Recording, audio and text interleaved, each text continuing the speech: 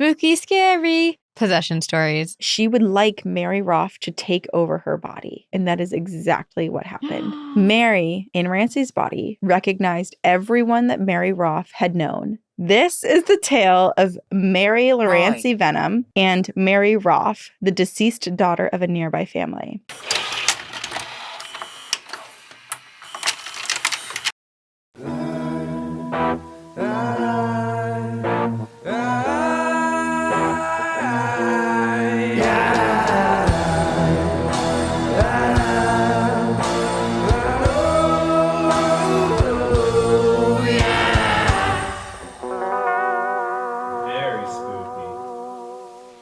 Hello. Hello. Happy October from Two Girls, One Ghost. Two girls, one ghost. And we are your ghostesses. That is someone from the 1920s. Getting spooky. And that's Mothman. Check out my chiseled abs. It's so good. We're basically... I'm literally breathing and talking with it. Inferior. What did it say? Inferior? Inferior. Yeah, we are pretty inferior right now. I'm talking through a face mask, so I keep sucking in the screen. Oh, yeah. I will say I've never been so happy that these teeth are fake that is on my mask because my mouth is right up on them. And they are very scary, real-looking teeth. Yeah, I found this Pasa mask on Etsy. It's It's cool. made of seashells and burlap, but it just reminded me of the original costumes. Like back in the day, people would make their own costumes, usually out of paper mache masks, but like still burlap or extra cloth. People would make masks for Halloween. So I was like, I'm gonna pull back on like the original idea of a Halloween costume. I love it, and we, without really planning it, both picked to do It's outside. Masked episode. costumes. I'm so distracted. I can barely see through this burlap, but I'm so distracted by your eyes because they're not just like red, they're glowing and they're moving and you just feel like an animated character right now. I have no idea what I look like right now. Can you see me? I can see you. Oh. Behind you. Who's behind you? Who's behind you? We also have another special guest with us today. We do. And that is Sabrina's doll friend, Elara. Elara. Hi, Elara. So it's October, which you know what that means. Spooky, scary possession stories. Although, Corinne, you warned that this one actually isn't that terrifying, which is great. Yeah, I'm shocked that it's not. So I picked a really scary listener story for us to read at the end. But we do encourage, since it is October, and we are talking about exorcisms, possessions, darker topics, and we are inviting a spirit, a haunted doll, to be a part of the episode, it's always encouraged to set intentions. Mm-hmm. And we also, because we are inviting Elara into the studio, we are setting intentions with her, just letting her know that she's safe. We are respecting her boundaries. She will respect ours. And she doesn't have to communicate with us if she doesn't want to, but should she like to, we've got GhostTube running, and maybe she'll warn us if anything dark is coming in here, or she'll just let us know that we're inferior. Dun, dun, dun. If you are curious about Elara's story, go check out our episode that came out on October 7th, because we did an introduction. Watching you. You're watching us. I always feel like... I do feel weirdly as if I'm being watched more now. I think because I can't really fully see my surroundings. Well, I didn't feel like that, but now I'm going to be paranoid. I also have to scratch my nose, but it's going to look like I'm picking a booger, but it's like through the mouth hole. That felt good. That did look like it felt good. It's ragweed season. Consciousness. What does it say? Consciousness. Are we all one? Consciousness? What is consciousness? Are we actually the ones who are dead? Oh, speaking of being dead, kind of. I saw the new Conjuring movie. Experiment. Ooh, how was it? Bless you. Bless you. I think I'm allergic to the mask. I'm sorry, there's something about watching you sneeze in a mask that was the most amazing thing I've ever experienced. Also, why is it that like all of your costumes this year, I'm like, wow, you're really attractive. A Victorian possum. Sabrina. Oh, my ears. When is your next therapy appointment? Because I think you need to bring this up with your therapist. I think I do too. There's a lot of things wrong with me. But the Conjuring movie. Actually, to your point of like, I think it's just like the attraction to like beasts and other things, because the other day I was thinking about like my first crush and then who my second crush was and my third crush and like going through, and these were all like celebrity crushes. And I realized I have no childhood crushes that weren't related to the paranormal. So it was like who are they? Failed. Casper, the little vampire. Oh, loved Little Vampire. Right. I loved Luke from Halloween Town, Okay. both as a monster and as a normal human being, but mostly as a beast. Hilarious. As his little monster self. Danny Phantom. And Like, just they're all... And now you're paranormal with based. Brian. And Luck of the Irish. Like, I liked the Leprechaun. Correct. We like you. Oh, Oh! So you also have the same sort of crushes than I assume, Elara or whoever's speaking here. maybe Elara feels the way I do. We like you. Also, can we just recognize what different energy This is. compared to when we first recorded with all of the haunted I items? know. The Conjuring movie, I really enjoyed it. I feel like it was so much more about Ed and Lorraine Warren and their lives than it Mhm. was the Smurl family possession case. Oh. But I liked, Well, that bums me out, though, because the Smurl possession case has so much. yes. But I think the Conjuring films have always been about the Warrens, and in That's this, they true. just like focused even more on Yeah. it. And so I felt like there was not enough Smurls. I also feel like I've become a little bit desensitized in terms of fear when it comes to scary movies because I wasn't spooked. I don't know. There's something about maybe it was the way they were portraying the entities that felt too fake. I don't know. I haven't seen it. I don't know. But I mean, I enjoyed it. It was a great, Yeah. as a horror movie, I enjoyed it. But yeah, it definitely did not feature the Smurls enough. And I think our episodes on them are scarier. Well, and people experienced a lot of hauntings. I do wonder if any of the Conjuring movies, like, if people leave and immediately experience anything when Probably. talking about that sort of thing. Because that's like, You're opening yourself up. yeah, in like a mass-produced way, where when people listen to our episodes, you know, like we're giving warnings. Yeah. But when people go and see a movie about it or like There's based no on it, warnings. there's no warning. It's like, oh, this is a horror movie. This is just for Success. fun. Success. Great Success. success. Okay, and then I rewatched The Exorcist, which I'm like, have I ever really seen this in its entirety, or have I just like been terrified by things and moments of it while other Oh. people are watching? Because I did not remember so much of it. And can you believe that in the original film that was released in theaters, the scene where she crawls backwards down the stairs was cut out? What? It wasn't until like the 2000s when it was re-released as a like extended director's cut that scene was put back The in. most iconic part. Right. That makes me mad. Basically, at the different companies that like not distribute, but like the whole production company or like the buyer of the film. I think the because- director chose to cut it out originally because See, he I fe- never would have guessed that. I would have thought that Right. artistically he'd want it in, especially if during the director's cut he's putting it back in. he Worried. thought it looked too weird. Oh, like it take you too out of the story. Yeah.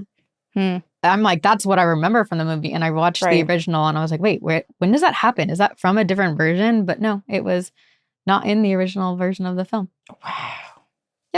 That one's scary though. Classic horror film. Yeah. But All right. Well, we're going to get into horror Yeah. today. Interestingly enough, oops, am I hitting my microphone with my you teeth? haven't been until just then. Failed. Fail. Yeah, I You did fail. fail. All right, so I was actually kind of shocked because Sabrina alluded to this earlier, but I picked an exorcism case, which I was like, perfect. This is going to be so creepy and spooky. Turns out it's like maybe the most lighthearted possession case that maybe exists. Which feels like a oxymoron. Having a Convent. Convent? why do I keep thinking it's saying Corinne? But yeah, it feels like an oxymoron to have a lighthearted possession / exorcism. It does. All right, so let us begin. On a quiet street in a modest Midwestern town along the Iroquois River, a house sits. From the exterior, it may look unassuming, peaceful even. But inside, the house still remembers the weight of a girl who more than a century ago came home to a family that had already buried her. What? This is the tale of Mary Lurancy Vennum. Her nickname was Rancy for short. And Mary Roff, the deceased daughter of a nearby family. This is a possession case, or maybe a performance so convincing that even the sharpest minds and researchers of the era argued over what exactly was happening. And the story... Have we met? Well, if it is you, Elara, I know we look confusing. It is Corinne and Sabrina. You live with Sabrina. We just are wearing masks. So the story begins in the late 1870s. Watseka is the kind of place where news travels very quickly and strangers don't really stay strangers for long. And in 1868, the Roff family built an Italianate home in this idyllic community. It had ornate brackets, tall windows, enough room to host some Furious. conversations for people that were also had some curiosities similar to the Roff family. So the Roff parents, Dorothy and Asa, I might be mispronouncing this. I'm going to say Disease. Asa for this Asa. Okay. story. ASA. But Dorothy and Asa, they were actually spiritualists. And they were pretty prominent Ooh. members of the spiritualist movement at this time, which already when I first learned that, I was like, okay, well, is there is something happening because they're making it Right. happen Did for they like the open sake of themselves up? spiritualism or something? Yeah. But it actually does not go that direction. What we know already coming into the story is that the Roff family believe in the possibility of contact Mhm. from the other side. Down the road lived another family, the Vennums, and their daughter, Mary Lurancy, was born on April 16th, 1864, and was, by all accounts, a very ordinary child. Okay. Much of her childhood was very typical, but all of that changed when she turned 13 years old. Why do I feel like this is turning into Carrie? Ooh, I was thinking Harry Potter. But it's a little bit of both. In July of 1877, Mary Lurancy began to startle awake at night. There were people in her room. Her voices? She couldn't see anyone at first, but they were whispering in her ear and they were whispering her nickname. They were saying, Rancy, Rancy, Rancy. Oh, that's so scary. Yeah, so she was terrified and she told her mom about this. And then just a few days later, after hearing all of these voices in the middle of the night, Rancy just collapsed. It was evening. She was with her family. She collapsed and started convulsing for hours in what they thought was a seizure at the time. Right. I would think that too. Yeah, and this would be the first of many seizures for poor Rancy. So through autumn of that year of 1877, Rancy would drift in and out of these seizures, which seemed to be a lot more like trances. And I know that like absent seizures can also kind of look more like someone's just in a daze or in a trance or like drifting off into space. But when she came out, she would describe seeing two of her Benjamin. deceased relatives. She would see her own brother and sister. So it wasn't Backward. like she was just What completely did it blank. say? It said Benjamin and then something else. I have no idea. I'm curious, does she know the names of the siblings? You know what? I don't think I wrote them down. What if it is Benjamin and... Ooh. So basically, like, she was going into these seizures, which Jessie. would... Who's Jessie? Well, Elara's story is that she was sadly murdered by her brother. Oh, I wonder if his name was Jesse. Jesse. I hope not. I Elara, hope we you're don't have safe to remember here. him. Okay, so she's seeing her deceased siblings. She's seeing her deceased siblings. So these, I don't know what happens when people seize and if they like hallucinate or if they dream or if it's just blank. I'm not sure. But yeah, she was coming out and she was talking about the two siblings that she'd lost, her own brother and sister. Mm-hmm. And while the visions were obviously like very confusing, but also maybe a little exciting to get a glimpse of the other side, it really did start to take a toll on her and her health continued to decline. Mm. By winter, these trances or seizures intensified, and now Rancy was crippled with violent stomach pains multiple times a day. Geez. She would drift off into this dreamlike state. She would stare blankly for hours at a time, though when she would return from the state, she was completely mentally normal again. So again, they're like, is this a seizure? Is this not? Like, what's going on? Right. Did they go to the doctors? They eventually do bring in a doctor, yeah. Okay, I am raising my hand here because the first time your child has a potential seizure, don't you take them to the doctor? But I don't know what happens in the 1870s. I guess. I think the doctor comes to you. That's true. Oh, I should have dressed up as a... You got the spiritualist vibes. Yeah. Yeah. Very much. Very much. They're in agreement. I got Yeah. the spiritualist vibes. When Rancy was first entering Left. these trances, she started to see her brother and sister, right? Mm-hmm. But by now, a few months later, she is starting to describe seeing angels and heaven. And her parents are Interesting. becoming increasingly concerned for her. And so they did whatever they could to help her. So 2 physicians were actually brought in to help, or I guess like evaluate Rancy and hopefully provide some answers as to how she could recover or what illness this is or whatever. Also, I know that this is a possession story, so I'm curious if... Francis. Hi, Francis. Are we calling St. Francis for some assistance? But I'm curious if her saying she's seeing angels and what's heaven, like, is that what the spirits are telling her? Oh. Or is that just intuited? Right. Like Is that's that a what she word? believes she Intuited? sees. Sounds right. But it is interesting because, well, she didn't call upon St. Francis. Like, they did call religion into play here. So they did bring in a Methodist minister. Invisible. Wicca. Oh, Wicca. Some witchcraft going on? You think maybe some dark magic? Are we adding an extra element into the story? We are. So she's seen by two Heavy. physicians. She's seen by this Methodist minister.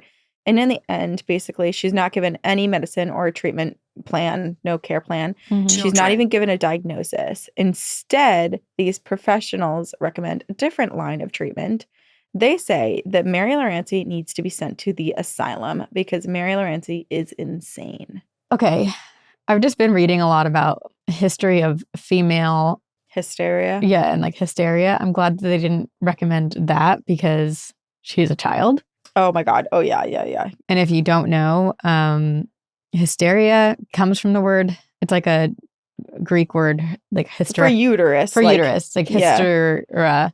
And doctors used to, It's coming. oh no, are you adding to the story? It's coming. Doctors used to like prescribe massaging of the clitoris as a cure for hysteria. Yeah. Women have long undergone, whoa, now I make up my own words. That's fine. Anyway. It's awful. It's awful. So now they're saying that they need to send this 13-year-old girl to the asylum. And so this is where Asa Roff, the Roff family, steps in because this is the Vennum family and they live down the road from Move the out of my Roffs. way. They're like the other side of town. I just said move out of my way. We're stationary. Yeah. Who's in the way? I mean, it is a very cluttered room. Yeah, there's a lot of stuff Bring around. it. Bring what? My dance moves? So Asa Roff, the Roff family, they're down the road. They built the Italianate mansion. They're the Spiritualists. And now again, this is a small town, so gossip travels. The Roffs had not previously had any meaningful contact with the Vennums, Benjamin. other than the two men from each household meeting like one time in passing. If anything, there is like maybe a wrapping paper sale over the years. Exactly. It was like nothing more than like one single exchange of pleasantries. Yeah. Otherwise, they had no communication with each other. They didn't know details of each other's lives other than what was passed through the town gossip. Sure. And so basically, this is how the Roff family learns that the Vennums were experiencing this with their daughter and that there was the recommendation to send her to the asylum. And so Asa Roff is like, oh my God, this cannot happen. He worked as a lawyer and he was no stranger to what the Vennums were enduring because his own daughter, Mary, had suffered a similar ailment. She had sudden fits. She had visions that overtook her. And just like what was about to happen or like what was happening with the Vennums, the Roff family was advised to send her to an asylum for treatment. And in July of 1865, at 18 years old, Mary Roff died. At the asylum? I believe so. Oh my gosh. Well, I was just thinking at 13 years old, could you imagine being sent to an asylum, being taken away from your family? Oh my God, no. You're already like going through this like horrific ailment, whether it's mental illness or physical illness. And then you're isolated from your family, put in a really terrifying foreign place where you probably aren't being treated the best. That's so scary. I know. My right arm is suddenly like absolutely freezing too. I keep like trying to rub it on the armchair to warm it up. Maybe Elara was saying move out of the way so she can get to the microphone. Oh, sorry. You can sit here too. You guys are kind of matching. You have similar dresses. Oh, yeah. Well, I think I was inspired by you. All right. Okay, so Mary passes away, and this is before the Roffs had moved down the street from the Vennums. And at the time of Mary Roff's death, Rancy, who was now being told at 13 years old that she should go to the asylum, was only 1 year old. So they were not near the same age. Like there was no interaction with these children either. So she passed away when Rancy was 1 year old. Yeah. Okay. Mary Roff was 18. Yeah. Okay. So Asa is pleading with Rancy's parents. He's like, do not make the same mistake that we did. Do not send her to the sanitarium. And Asa then asks them, the family, the Vennums, to allow a Wisconsin physician who is also a spiritualist, Dr. E. Winchester Stevens, to first see Rancy before they make any final decisions. I am so glad that the Roth family is stepping in. Right. And like, I'm sure he's convincing, one, because he's a lawyer, and two, it's like also like a parent to parent situation where he's Yeah. like pleading, like, no, we experience the same thing. And it's one of our like deepest regrets, the actions. This is we a took. great neighbor. Yeah. So he pleads with them, please let me bring in this doctor spiritualist friend that I have, or physician, and the Vennums, wanting to do whatever they could to help save their daughter, agreed and Mhm. invited this spiritualist physician, Stevens, and the Nobody Roffs knows. into their home. On January 31st, 1878, Stevens and Asa Roff arrived to the Vennum home, and they found Rancy hunched over the stove. Her eyes were hard, her voice was sharp, and when Stevens asked her name, she did not say Lurancy or her nickname Rancy. She instead identified herself as Katrina Hogan. Oh. She answered that her age was 63. She was from Germany. Oh. And then abruptly, she was someone else. This time, a man named Willie Canning. And the room is becoming super crowded with all these identities coming through. I'm also imagining her, Rancy's just like demeanor completely shifting, her voice Yeah. changing as each entity is coming through her, which makes me so sad because clearly she's a medium or a vessel of some kind that is open to, what's the word, where you can like channel spirits. But like there's no boundaries because she doesn't know how to control it. Right. And this isn't necessarily like, my thought too also went to just like different mental illnesses where like, you know, you have different identities coming forward and stuff. But I think my understanding of that situation is that there's always like an identity that's present and forward. And I think that for her, there were just these big sudden bouts of like many switching through, and then she was herself again. Jeez. So there's a bunch coming Justify. through. And again, like you said, there's the question of, is Rancy channeling spirits through her, or had she become possessed? Mm-hmm. So Stevens...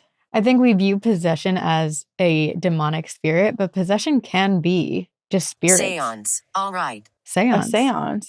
Seance. All right. Assuredly. Would you like to do a seance, Elara? Well, it's interesting because this is like kind of what happens. I am so excited to tell you about this sponsor because I have been shopping on Revolve for years and years and years. You've been shopping Revolve for years. Yes. The best thing about Revolve is they ship so quickly. Returns are so easy. But no, like if I have a wedding or any event, which we have an event that we are getting dressed for by Revolve, it's a freaking billboard in Times Square. We're like, we have to look cute. Go to Revolve. I got this jacket because it's fall. So fall. I'm obsessed with it. They also have amazing brands that you know and love, like A-Gold. These leather pants are Lioness. They have Free People. Lovers and Friends. Boys Lie. I mean, my comfy cozy sets are all from Revolve because of Boys Lie. We cannot recommend it enough. So whether it's a weekend away, a big night out, or maybe just a little style refresh, your dream wardrobe is just one click away. So head to revolve.com/TGOG, shop My Edit, and take 15% off your first order with code TGOG. They have fast 2-day shipping, easy returns. It's literally the only place you need to shop from. It's the only place I shop from. That's revolve.com/TGOG to shop my favorites and get 15% off your first order with code TGOG. Offer ends October 26th, so happy shopping. So in the time that Stevens was here, he started coaxing and questioning Rancy to try to get the answers that he needed. But after an hour of doing so and not really getting any meaningful information, Rancy fell to the floor, and then she entered one of these trances. So now she was just like staring off into space. Oh. And in this trance, she actually was able to speak more freely and more focused, and Stephen's questions were answered more directly. So while she's like staring off into space, she stated that she believed that Katrina and Willie were evil spirits. Oh. And Stevens then asked for a higher, purer spirit to step forward and take control. Rancy replied that there were many, but there was one angel who could step forward and provide her name. And the angel's name was Mary Roff. No. Oh my God. Oh. Right? Chills. Like my nips get hard when that happens. Ooh. Wow. Okay. Well, my question, I'm so curious if Mary. Please go. I said, please go. Oh. Sorry. We will in about 60 minutes. I'm so curious if Mary had come through before. And because there is a skeptic part of me that's like, okay, now that the Roth family is coming in and they've like shared their story and their tragedy I come and go. of their daughter Mary, is that why Rancy is now bringing up her name? Right. Like, again, like I said in the beginning, is this a real possession case or is this a performance? So this happens. Jaws are on the floor, and presumably, mostly Ace's jaw is on the floor because here he is trying to save this little girl in this town from suffering the same fate that his own daughter did like a decade before. Right. And now he's standing in front of this little girl, and his own little girl speaks out. And his own daughter is trying to do what he's trying to do, is save her. Yes. Ugh. So Rancy stated then she would like Mary Roff to take over her body. Mm-hmm. And that is exactly what happened. There were no more evil spirits fighting over Rancy, just one angel, Mary Roff. Rancy's body then softened once she welcomed in this other spirit, Mary. And she became quite courteous, very affectionate. She was a bit timid, but very polite. Okay, sorry. Cynical me, is this really Mary? Or is this the most powerful dark What should demonic I do? entity who had strategy? And I know that's probably not where this is going, given the... If there were some like nefarious acts Yeah. that came after that, I would say, oh yeah, totally. But actually, this is kind of a lovely possession story. But it was really interesting because like this was such a stark difference from Rancy's own personality over the past few months, and the way that her body softened and the way that she spoke and carried herself. Yeah. It was so different. And it was exactly the way Mary Roff had when she was alive. And so here's a little bit where the story veers off course from where we see other possession cases happen, because Rancy allows Mary to access her body. And we can presume that this was meant to help Rancy kind of like stay safe when communicating and advocating for herself with the physician Stevens, because there were other spirits, bad spirits apparently, who were trying to take over her body. Right. But Mary did not just temporarily stay in Rancy's body. She stayed for a long time. Well, then where's Rancy? Somewhere still hidden in her own body, I guess. This is wild. Mm-hmm. And she didn't just stay for a long time. She wanted to go home. So Mary begged to go home. She with begged her parents. She begged to go back to the Roff house just for a little bit of time because she was so homesick. Oh my God. Which is like, hiding. I get it. And that's sad. But how do you deal with that as Rancy's parents? Right. We're like, okay, we feel for you and your loss, and we're really sorry, Mary, but like, how do we get our daughter back? Right. I think that there was a bit of back and forth, and they did eventually let her go. Mm-hmm. Okay, another cynical thought. Is this actually the Roth family's entire plan? And they did a seance and told Mary to go take over. Satanic, yeah. Did they tell Mary to go take her body because they knew that she was a vessel? Oh my gosh. And Asa Roff didn't hear about it from town gossip. It was just because they orchestrated it. Yes. That is the cynical view. Plot twist. I don't think anyone is alive from this story. So hard to know. We can still say the word allegedly, but I don't think that this is a true accusation of what happened. But she begged to go home. Which? She was super homesick. And actually, when Mary Roff's mother, Anne, and her older sister, Minerva, walked into the Vennum home to see this girl, Rancy, who supposedly was their daughter/sister, Mary, the girl cried, "There comes my ma and my sister Nervy," using a nickname for Minerva that the family had not used since Mary's death. It was like what Mary called her sister, Minerva. Only Mary would have really known that. Yeah, because no one else called her Nervy. Oh my gosh. Though reluctant, Mr. Vennum called Mr. Roff's office on February 1st, and he said, quote, "She seems like a child real homesick, wanting to see her pa and ma and her brothers." Oh my gosh. I assume her sister Minerva too, but I guess she'd already laid eyes on her. Yeah. On February 11th, 1878, less than 2 weeks after Mary Roff took over Rancy Vennum's body, and with the consent of both families, the girl moved into the Roff's home. I'm sorry. Like, I cannot imagine being Rancy's parents. Right. They took it really hard. I know that Mr. Vennum did go visit and some other relatives did, but I don't think her mom went and visited because she was like, this is so not my daughter. Like, It's too hard. It Yeah. was too hard. It was so confusing. She didn't act anything like her and didn't recognize her either, and was like kind of in distress when I'm like the weak. threat of being taken from her home, the Roff's home. Why do I was feel present. like Rancy is the one communicating with us on GhostTube? Like, it just said, I'm weak. Like, was Rancy so weak? I mean, Because probably that's like, Mary was just taking over her. Dolls. well, we do have a doll dolls. here. Okay, well, I don't want to give too much away, Okay. but like she was weak. Yeah. And Mary wasn't making her weak. I think Mary was actually like protecting her as she regained her strength from battling these spirits Sure. for like all of fall into winter. Yeah. Maybe. Maybe. Okay, so then they ask how long Mary in Mhm. Rancy's body is going to stay here. And she said, quote, "The angels will let me stay until sometime in May." And this was February that she, That's a very poetic sentence. yes. "The angels will let me stay until sometime in May." And she remained there for 3 months and 10 days. Oh my A gosh. daughter returned in a borrowed body. And here's the thing. This maybe could have been dismissed by other people as like this teen girl with some mental health struggles and a grieving family who's When did it looking happen? for any sign of their Right. daughter to Test. see that like that she's still with them, right? Right. But this goes beyond Rancy just behaving like Mary. She has Mary's memories now. Oh my gosh. Mary, in Rancy's body, recognized everyone that Mary Roff had known. Neighbors, school friends, household visitors from the 1850s and the early What? 1860s before Rancy had even been born. This is crazy. Mm-hmm.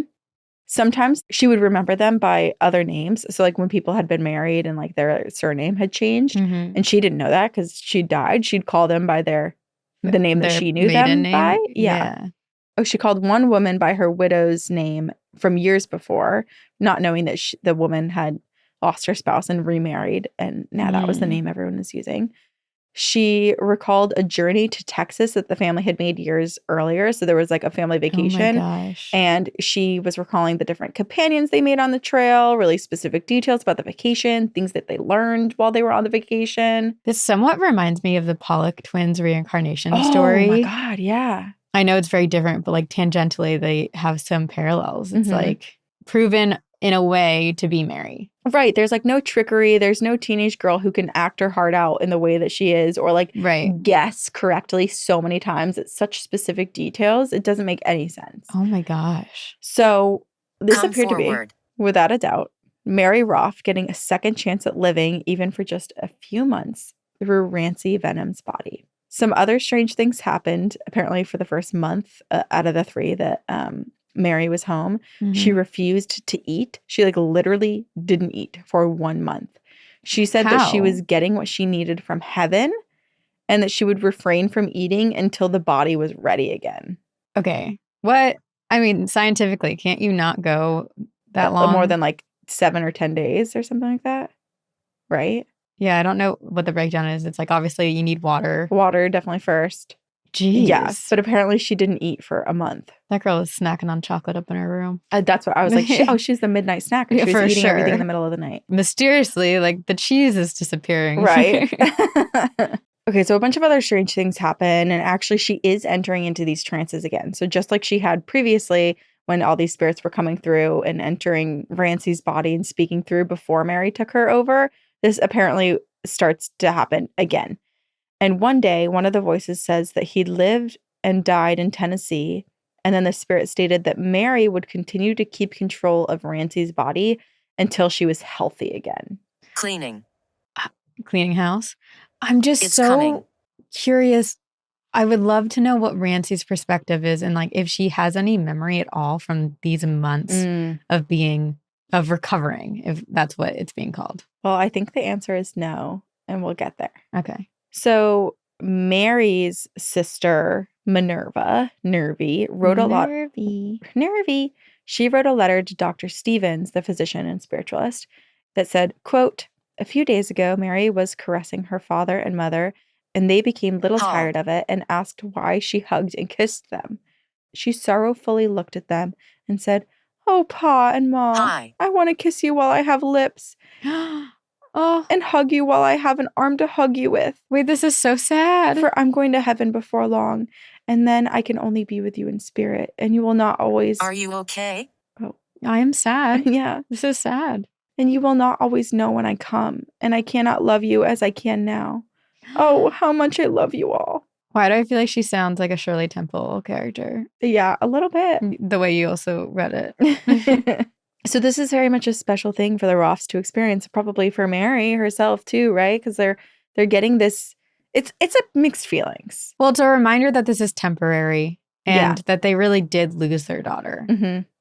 And it's so weird too, because you're like getting hugged and kissed by your Cloud. daughter, but it's like not physically her. And I understand this actually really reminds me of the movie Bring Her Back that just came out, because it is very similar of like trying to get a new vessel and bring back a spirit of your loved one.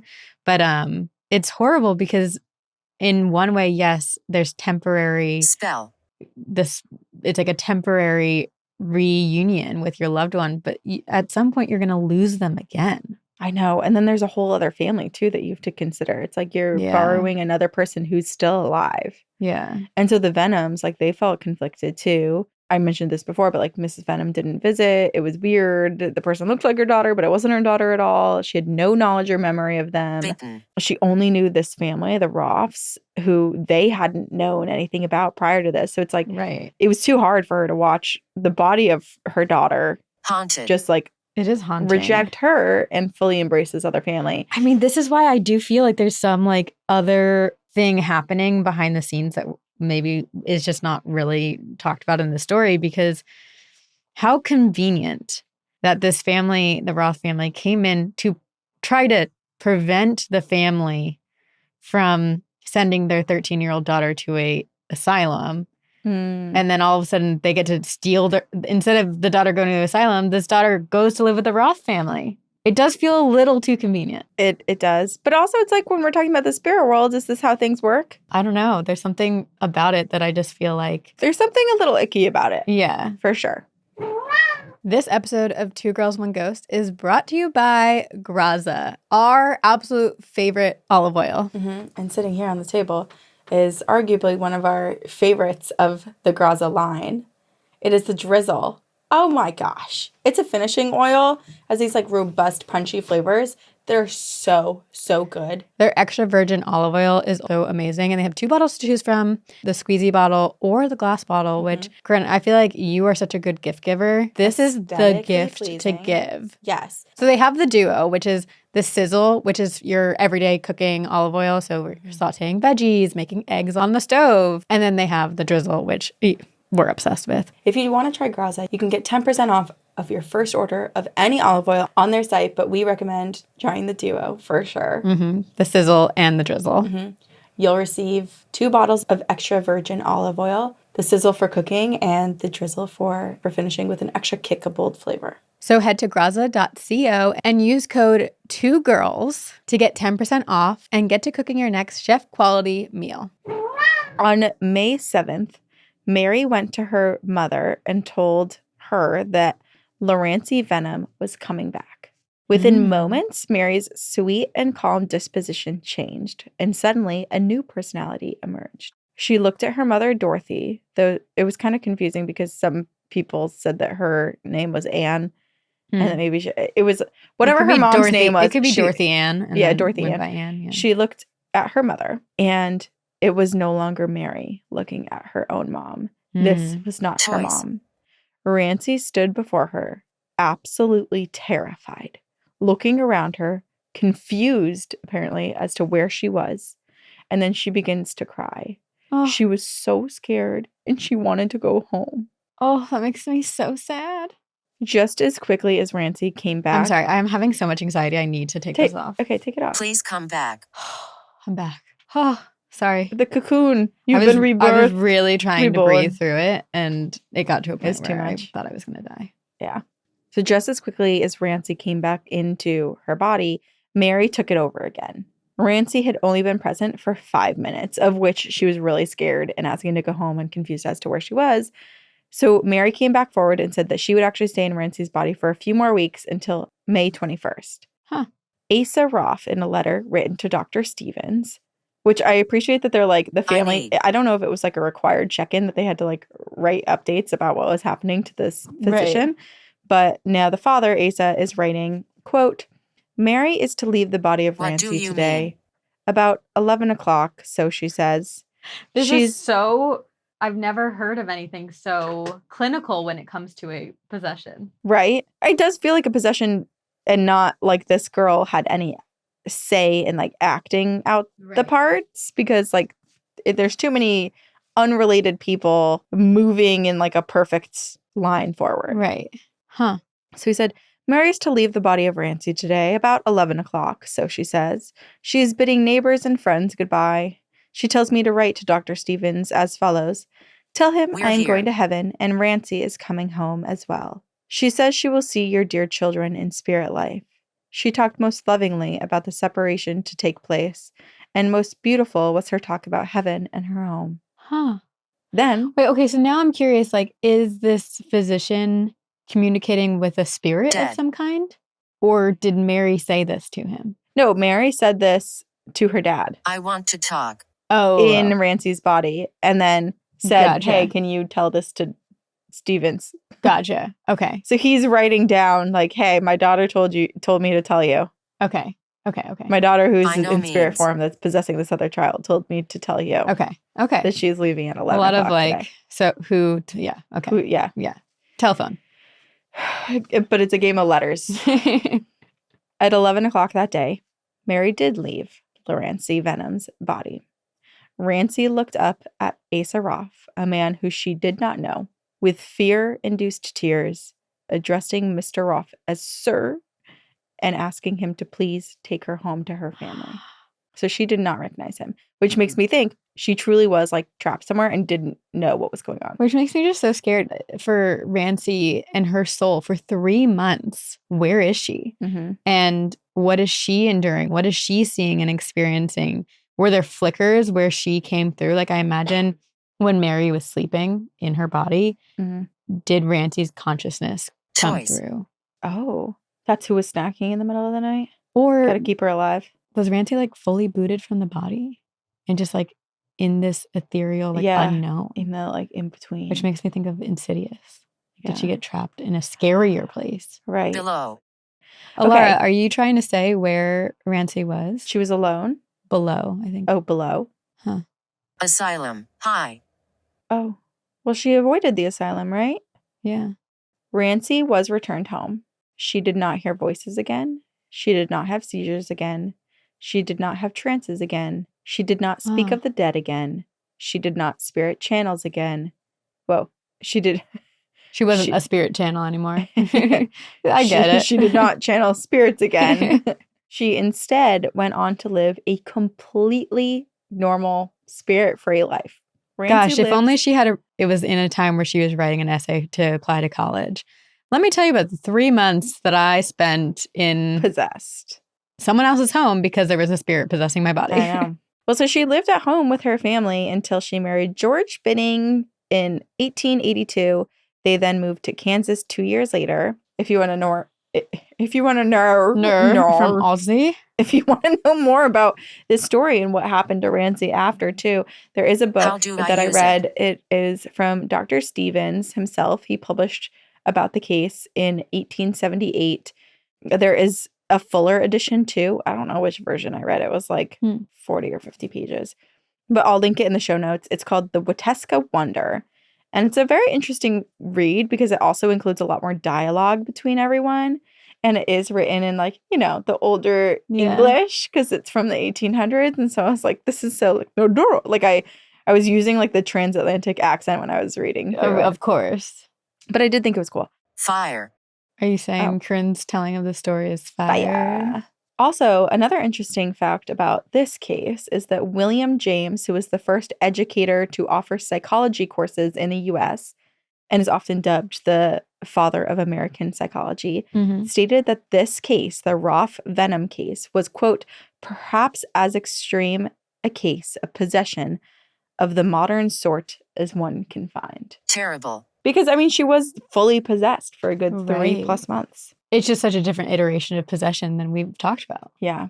Okay, so now we'll dissect the story a little bit and Okay. try to understand some of the influences at the time. So obviously, the Roff family were spiritualists, right? And then they brought in Dr. Stevens, who was a physician, but he was also a spiritualist. And obviously, the Roth family was conducting seances for weeks and weeks and weeks and then came up with a plan. That's fact. That's a theory. That's a theory. Yeah. So the spiritualist movement is happening in tandem with Mhm. this case. In the 1870s, spiritualism had gone from this sort of like parlor novelty to a real social movement. Yeah. And circles would meet, mediums would lecture, journals chronicled spirit returns. And so this was a big thing. And so again, Yeah. like you said, like there could have been some motivation behind the scenes from the Roths to do this. Right. In Illinois, the conversation around the Watseka case would become one of this movement's showcase stories. And of Whoa. course, this brought in also many investigators. Richard Hodgson, a tireless investigator of mediums, had gone out to Watseka to check out and witness all of this himself. And he declared this case substantially as described.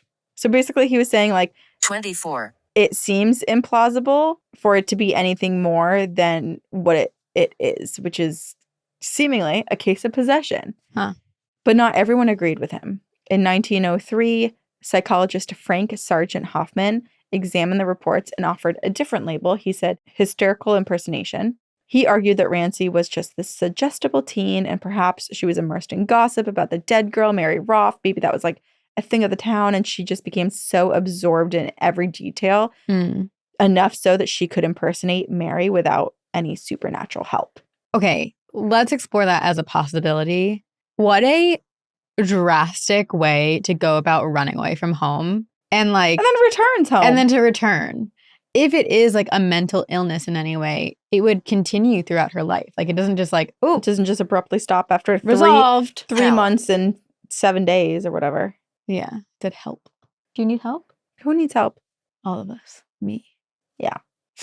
You're agreeing? Yes, I need help. To all of us. It was a delayed agreement.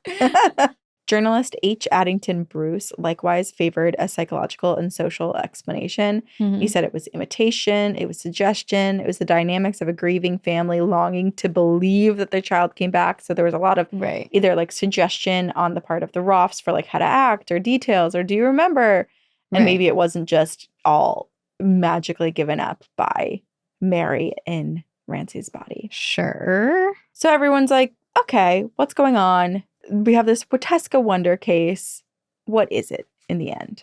Well, we can say what it looked like, right? Start. We know that in the winter and spring of 1878, a teenager who had suffered seizures and trances stopped seizing.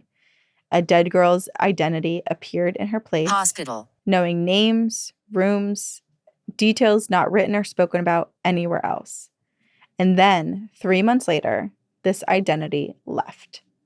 The teenage patient inexplicably recovered. We can also say that some of the best minds of the era could not agree on what happened. Some found spiritual hypothesis less absurd than the alternatives, and some instead found grief and suggestion and the malleability of a young mind to be the explanation. Huh. And we can say what the living who were there said, what Mary's own sister said, that during those 3 months, she was allowed to hug her mother again, to tuck herself into her childhood bed, to speak of going away soon and loving them while she still had them in her arms. Whether you believe that that was the dead borrowing a body or the living discovering a new way to heal, for the Roffs, it was healing. It was a great experience. And the house where this happened, the house where Mary and Rancy spent those 91 days, still stands today. It's known today as the Roff House. It has been carefully restored. Its owners worked to earn the landmark Illinois Preservation Award in 2020, honoring this sort of revival of the original 1868 Italianate mansion. Well, I'd say mansion. It was a home where this famous story takes place. And over the past decade and a half, more than 10,000 visitors have toured or stayed the night. And if you are the sort of person who history immersed with mystery, like you us? can stay overnight. Ooh. Because it is an Airbnb. No way. I thought it was going to be like a... Like you book through like the website or like whatever. And it's just, Wow. No, it's an Airbnb. Anyone can stay there. People who don't even know that they're staying there can stay there. Right? They don't realize the history of it. Right. Yeah. They have no idea. They're like, I just wanted to stay in Illinois. Yeah. Oh, it's so wild. Crazy. But Crazy. It is crazy. It is crazy. Elara, you're one of us. Obviously, people who are interested in the paranormal and these sort of stories, they do book the Airbnb. And I didn't find any real evidence online, but people say that, or investigators claim that there are EMF spikes, EVPs are captured, there are shadow figures walking around, lights will flicker, just a various paranormal Interesting anomalies. Well, we don't know what was going on with the Ross in that house, how many seances they had, if they had made contact with other spirits prior to, in attempt to make contact with Mary. They're visiting you. Who? Or are you just saying these spirits are visiting you when you book a stay at this place? Maybe. Just as a note, if you're hearing background noise right now, it is not a haunting. It is the generator. Yes. We're Elara is still being kind and enjoying this experience, we believe. And so I do love Elara. Yeah, Elara this has is such good vibes. Good vibes. But yeah, if you find yourself curious about booking a stay here, perhaps you will find yourself in a position like Mary, where you can stay until sometime in May. Or you'll find yourself in a position where Mary takes over your body and is staying in the home until May. And you return to your life. It's, out of office, possessed by a girl from the 1800s who misses her family. But isn't that such a wild case? I don't know how to feel about it because I know. I want to. I got to take my mask off too. But I do want to believe it's this beautiful story. And in a way it is, but it is also really tragic. And I have suspicions that perhaps there were other things going on behind the scenes that we're not fully aware of. And I feel really, really sad for Rancy. What happened to her in that time? Regardless of if Mary was pleasant and it was agreed upon, hey, help me take my body while I heal. Rancy went through a lot. Yeah. And Rancy's family had to experience a loss that's pretty traumatic. Totally. I know it is such a confusing thing. And it's I want the answer to be within Rancy. I keep seeing a shadow move. It's right here. Where? It's right here on the curtain. And I kept thinking I'm doing something, but it's above me. Ooh, that freaks me out. Oh, it's it's your... It's your Mothman antennas. My antennae. Okay, I'm putting my mask back on. I told myself I'd commit to the full episode. Debunked. I've been all about skincare recently. And you know what I learned? Is that your neck skin is actually thinner and more delicate and less oily than the skin on your face. So you should be using 2 different products for your face and your neck, which is why I've been using GoPure Beauty's Tighten and Lift neck cream. And I've noticed such a difference. I feel like my neck is feeling softer. It's such a forgotten about area I of our know. body. Now I feel bad for necks. Don't neglect your neck. Don't neglect it. And all GoPure products are cruelty-free, paraben-free, and sulfate-free, so you're giving your skin clean, effective care without harsh chemicals or compromises. And GoPure isn't just about transforming the skin on your neck, although we love that about them, but they have so many different products as well that we recommend. We recommend all of them. Just get a whole GoPure lineup of skincare. They have hydrating retinol moisturizers, they have body creams, they truly have it all. And with over 1 million jars sold, this beauty secret is no longer a secret. Our listeners get 25% off of GoPure with code TGOG at checkout. Just head to GoPure.com, use code TGOG. And you're all set. And after you buy, do us a favor, let them know that you heard about them from us, and enjoy GoPure. Okay, I have a story from our listener, Ellie, and it is called My Dad Was Possessed. Oh, I shouldn't chuckle. Sorry. My dad too, Ellie. Perhaps still. Hi, my name is Ellie. I'm a relatively new listener, but I've been binge watching on YouTube. Come inside. What's going on with Come Inside? Chapel. Ellie thinks we would enjoy the story. Ellie says, I'm originally from Germany. I grew up in the Eifel mountain range and then moved to a city named Trier, which is arguably one of the oldest cities in Germany. I've experienced hauntings all my life and had the coolest witchy great-grandma, my Omi, who I've inherited some abilities from, which I'll share more on next time. But due to a language barrier, I apologize for any mistakes, weird ways of saying and pronouncing things because I'm not from here. This story takes place when I was 5 years old. Some of the details memory-wise are a little wishy, but I also have gaps filled by word of mouth from my mom and dad.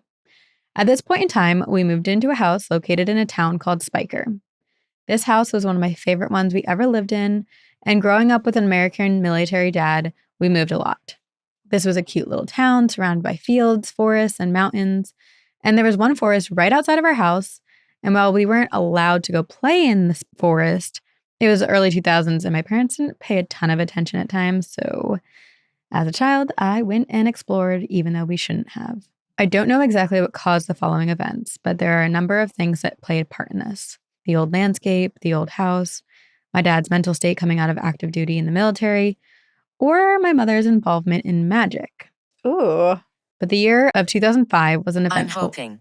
one. You're hoping it's magic? Us too. It began with my brother and I playing deep in the woods and stumbling upon an old cottage. This feels like an old German fairy tale. Mm-hmm. Hansel and Gretel. The door was unlocked, and while I was an overly cautious child, my brother was not. So when he decided to step inside, I followed behind him. How are you? Even though we were 5 and 7 at the time, our memories of this are vivid. The interior was dusty, it smelled horrible, most of the furniture was broken, and the elements and nature had taken over most of the cottage. The flooring was dirt and growing grass, there was graffiti on the walls. We explored a little more, and Finn, my brother, found a brooch under the old wood stove, and he decided to keep it. It was cool, and honestly, probably a very cute hunter's cottage at one point in time. So both of us stepped outside, we circled the building, and my brother let out a huge gasp when looking a little ways out, he saw a grave. And this is when I decided to stay back. But he decided to go investigate and told me that the grave said a name, which I no longer remember. But it was dated 1946, and it had a small symbol on it that was no longer recognizable. Tell me about it. Move out of my way. Follow me. A lot of things happening right now. Today, we speculate that it might have been a German soldier's grave from World War II, but I have a theory that the brooch was haunted. Because fast forward a few months, and my parents are in the thick of fighting constantly. And this is a very stressful time in Germany, and both my parents hated working, which I mean, I get, but when both parties refused to do so, and we constantly have living room candlelit camping nights because utilities were shut off, it sucks. Life is what it is, and at the time, those were some nice moments for a codependent, scared little girl like me. I loved having everyone around all at once. One of the normal nights, though, when the utilities were intact, my brother and I would have sleepovers in each other's rooms. He said he would like to stay with me in my room because he knew I hated being alone, but I also secretly think he hated being alone too. On this specific night, we heard both of our parents downstairs in the living room talking, and we decided to play spies. Slowly, we snuck our way down the stairs and sat by the door by the living room. We noticed everything was quiet the moment we got there. The lights were off, the TV was off, there was nothing. My brother peeked his head into the room and looked wide-eyed and immediately waved for me to follow him back upstairs to go back to our room. He told me once we were up there that there was no one down there. So who did we hear? But he dismissed me. Our Omi always taught us not to speak about the veil when it was open, because if there was present activity, we should ignore it. And so we ignored it. Watch me. Elara? We actually didn't even speak about this night again until 2018, and also found out that like the Appalachia, European mountain ranges have some similarities, and our Ami was raised pagan. This is also the year my mom started practicing magic on her own, in secret, because my dad was very Christian and raised in a very closed-minded household. She told me a few years ago that she had performed a spell for financial help, but thinks that she didn't word things correctly and maybe did something wrong. She did this in October, and by early December, hell broke loose in our house. Oh, wow. This is why you don't mess with things if you don't really know what you're asking for. Right. Or make sure you have like boundaries set, intentions set. The earliest recollection I have about things being weird was when I had a nightmare. And this happened 20 years ago, but I still remember it as if it happened last night. The dream involved a little rotting monster. It was the size of a large dog, but looked like a zombified rat/fox. Ew. And it was hunting us in our house. In this nightmare, we hide in the attic, but all of a sudden, all the doors and windows in the house fly open, and this thing got us. That's when I woke up. For the rest of that month, my dad started to act very strange. He would wander around the house at all hours of the day. He couldn't sleep. He would whisper things like, see no evil, hear no evil, Ooh. speak no evil. Or That's strange. he would say over and over, 365 plus 1. Mind. Wait, what would you say? 365 plus 1. Oh, plus 1.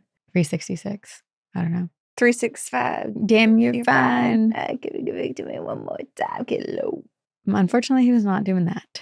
And then he started speaking languages I've never heard before. He would snarl if you got too close to him when he was in a trance. His eyes would completely change from his normal gray color to a deep green yellow. This is so scary. This reminds me of the Arne Cheyenne Johnson case. Yeah. During this time, my older brother became nonverbal and was taken to school in the Go countryside where he would stay until 2011 and only visited us every other weekend. My mom became depressed and would sleep most days away. My So God. it was just me. This is happening to everyone. Like, Yeah. everyone's so affected. So it was just me witnessing my father's conscious coma. He would tell horrible things about hell. He would ask me why my eyes were black. And he started having delusions of the walls turning into sand and scorpions crawling all over me or him or my mother, who was barely present mentally either. One night, I heard my parents screaming at each other. I crawled out of the bed into the middle of the stairs. I sat and watched. My dad had my mom pinned against the counter while holding a knife, screaming, "What did you do to my family? I will cut all 8 of your arms off if you don't bring my family back." I was 6 at this point. And I was fully aware that something was very, very wrong with my dad and that I might witness him hurt my mom. I bundled myself up in a ball on the stairs and I prayed.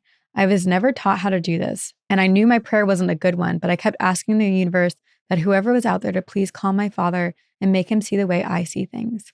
I asked the universe to help my mom and make sure that we didn't die. When I opened my eyes, policemen were walking my dad out of the door. I had been sitting there with my eyes closed for about an hour. I guess my mom had noticed me and pleaded to him not to hurt her. Leave it. And that I was sitting on the stairs watching. He had turned and he came to enough, basically Judging. cried to my mom saying, "Please call the police right now or I know something bad is going to happen." My dad stayed in a mental facility for 6 months and had another psychosis where everything replayed itself every 2 years. It always happened around December until 2012 at exactly midnight of that new year. My dad came out of this trance and since then has been living relatively okay and has had no more psychosis experiences since then. Absolutely. My theories are the brooch could have had something attached to it and attached itself to my dad. My mom may have invited something in with her spell because once my dad got put into the facility, he now receives money from the military for PTSD. I'm not saying he doesn't have any PTSD, but it is weird timing. And also, they got money, which proves again to very much state your intentions very specifically. Yeah, like be clear of how you want that How money. you get the money. Or maybe it's just that the house in the mountains are haunted. I also have another theory about the world ending theory that happened around 2012, because I promised you guys that he was spanking out for that entire month, and it was right up until midnight that he was having these delusions, but ever since it changed to midnight, he's been fine. Oh. So did the world end back then? Did we shift somehow into Or the some world other... that we know kind of shifted? Yeah. Exactly. Whatever it was, I think left him or died in 2012. This is also the same year that I got into witchcraft and I moved in with my grandma for a year, which I have plenty of stories from then as well. Also, my brother is Wrong. totally fine now too. He's 26. He has some trauma, but he's doing well. And he's still my best friend, but across the big blue ocean. Oh, also, I can't believe I didn't include this in the first email. But again, I was very young when everything happened. And this was an ongoing experience for about 7 years. But my dad was diagnosed with schizophrenia during that time, but now somehow is completely fine and unmedicated and has 0 mental illness issues since then, which schizophrenia doesn't have a cure. So I don't really know if that's what he had. Anyway, I'm not a doctor, but it's a little detail I wanted to add that really still boggles my mind. See you on the other side, Ellie. Wow. That's horrifying. And that I would be so upset if that all was just because your mom did a money spell that went a little bit wrong. Right. I mean, it could be just like a combination of all of those things. Like, is and the just like some brooch desperate haunted? energy from everyone Yeah. kind of coming out. Ugh. It's just like the perfect storm of things happening. But I'm glad that everyone's okay. I cannot even know. imagine at 6 years old seeing your dad threatening your mom with a knife saying like, "I'm going to cut off all 8 of your arms." And then also the way that her mom then retells it of when Ellie's mom saw Ellie like crying and like praying on the stairs, she pleaded with the dad and the dad had a moment of coming to being like, "Call the police. Like, I don't have control of myself." Yeah. Oh, God. I think your dad's possession's scarier than my dad's possession. Yeah, I agree. Not that this was a competition, but it became one. And you won. Just now, and you won. And you won. You get the ribbon for first place. Like, I don't even know what to say about this. It's just horrifying. I needed It's a horrific thing to experience. make the scary story happen at some point in this episode. Yeah. I'm like grabbing onto myself from listening to this. I know. Ugh. I'm clutching my fingers because I don't want to wear them. Yeah. Clutching my pearls, except for my fingers. Elara, what did you think of today's episode? Anything you want to add? Did you have fun with us? Elara has left the building. She's in a trance. Mary, are you here? Mary? Huh. Well, Jesse? we hope you enjoyed, or Benjamin. Those were the two names we kept hearing. Jesse and Benjamin. Well, we hope you enjoyed this episode. We hope no one got haunted. If you have any ghostly paranormal encounters, please email them to us at twogirlsoneghostpodcast@gmail.com. Join us on Patreon for episodes 1 week early and ad-free, plus bonus content, plus campfire stories, and so many other things. And also stay tuned because at the end of this month, we are announcing some refresh, exciting new things happening on Patreon and possibly a retaping. I hope. Talk with me. We're trying. What do you want to say? Oh, you want people to talk with you on Patreon? Oh, that's a fun bonus. Good idea, Elara. So stay tuned. And also we wanted to let everyone know that there's a new member of our team Yeah. that we wanted to I give. can't remember. Well, we can remember. Her name is Emma, and she's been helping us out with social media. She's been helping kind of like manage some business stuff for us, which has been incredibly helpful. She's very creative. I think she has like a million jobs. I don't know how she does it all. I truly don't. She also has a child named Noah. We have a girl baby Noah and a boy baby Noah. Yeah. And thank you so much In to another place. our editor, producer, Jamie Ryan. Girl team. Girl Woohoo! power. We love you all, and we will see you on the other side.